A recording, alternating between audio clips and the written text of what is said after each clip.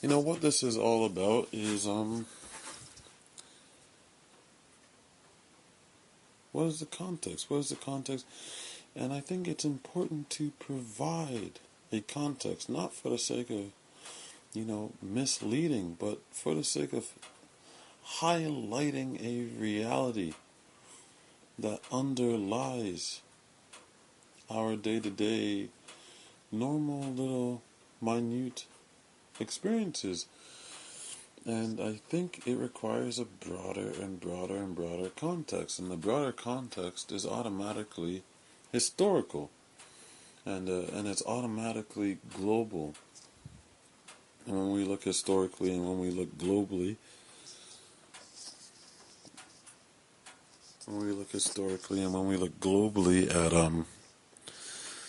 at the history of the human project,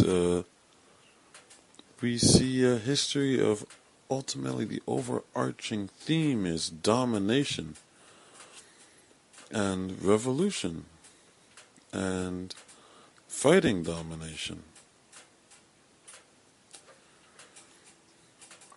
And I think it is the role of education to confine our curiosity to a certain context where we can fit ourselves into, instead of having a broader and broader and broader one. That's why history, I believe, is made so boring in school. It's like so that you don't look more deeply into it. It's like, let's beat you over the head with 1812 and John A. MacDonald and, remembering dates and remembering things that are almost inconsequential to your life now. Instead of, let's learn about this revolution and why they were fighting. Let's learn about how terrible life was in the under feudal rule. Let's learn about, just the way countries came to be, and not the diluted, version that excludes the murdering of millions of native people, and the poisoning and the killing of the buffalo, and the giving of the blankets with the smallpox, and let's not exclude these serious details that are a defining aspect of history, the most defining aspect of history. We're taught that our context is one of progress, that we fit into ever improving technology. It's like these technologies, the history of technology is the history of the tools of domination and revolution and freedom. That is the history of our progress. And we say that we have continued to make progress because there's more freedoms in certain places. Like women can vote, black people are considered human beings in North America.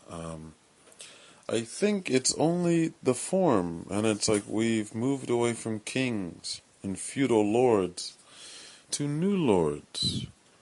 And they understand, and I think this is something Karl Marx might not have wanted to believe, but I think it is the case. He is pro-revolution. He is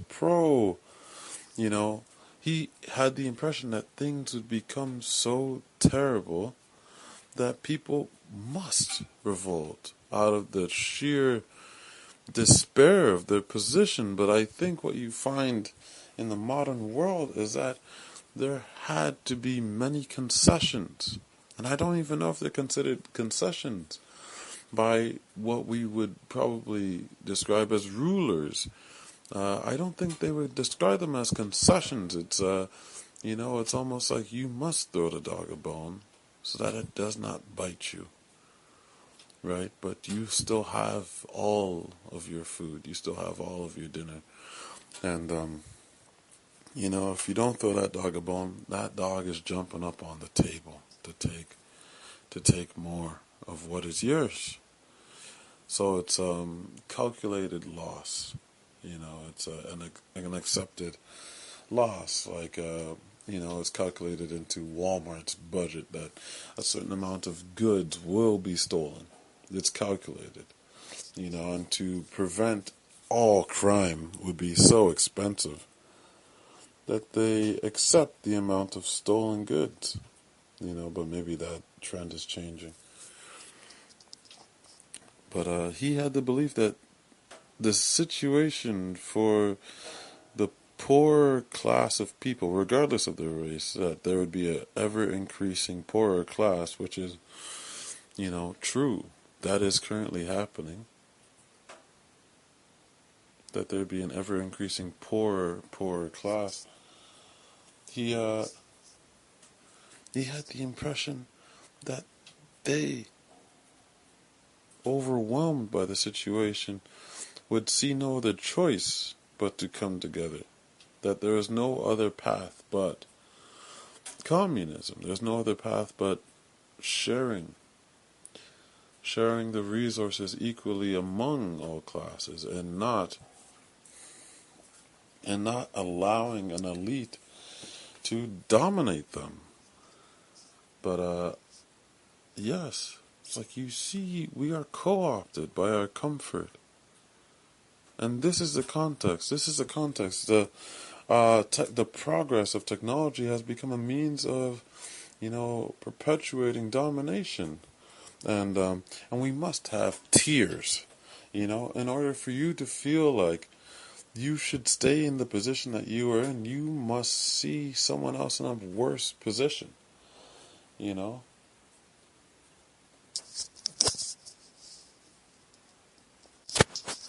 There must be divisions, there must be separations, there must be borders, there must be nations, there must be myths that carry on the separation, that allow you to believe the reason your team is so great, the reason you're doing so well, the reason that you can live comfortably is because you are worthy.